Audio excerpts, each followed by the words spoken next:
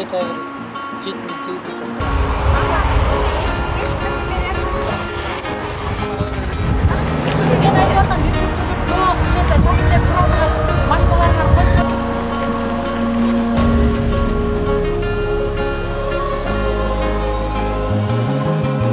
Городок аймагындагы ушу жердеги мынакей остановканын жанында турабыз. Биз карапайым эл ушул жерден маршрутка күтөбүз, троллейбус күтөбүз.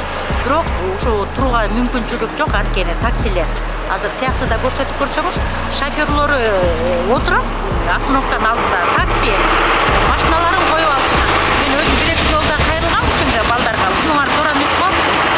Даже биз эми чоң кишилербиз да, бул жерде окуучулар дагы машиналарды айланып, бакыштар троллейбуска чуркашат, эмеге маршрутка чуркашат. Ушундай шарт жок. Ушул мен кайрылат элем, мүмкүнчүлүк болсо ушул жерде бир карап, анан элге бир камкордук көрүп, бир остановка кылып берсек.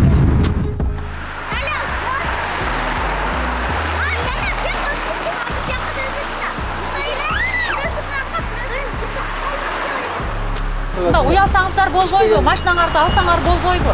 Тет жакка деле токтотсоңор кишилер барып түшөт да. Мен бул жерде карап алыпмын, 2-ден 3-тен катар турасыңар. Болсо неме жөөңүз токтун да, анан мен болсо ушу бригаданын, таксилер бригадасынын бригадирмин. Айтыңыз, жошо. Анан могуреки чуңкурду биз сүйлөшкөнбүз, мэрияга, мурунку мэрге, кийинки мэрге деле айтканбыз, могу жерге бизге толтуруп бергиле.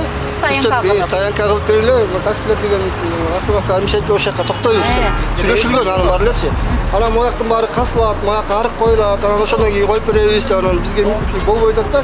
Дети кыйшак жерге машина кантип коебуз. Аякка токтой бербейбиз деп, магазин астына кантип токтойбуз экөөбүз. Анан бир нерсе кылсаңар болмок бизге. Анан аны деген сиз мага айтпаңыз, аны мэрияга айтыңыз, чоңдорго айтыңыз.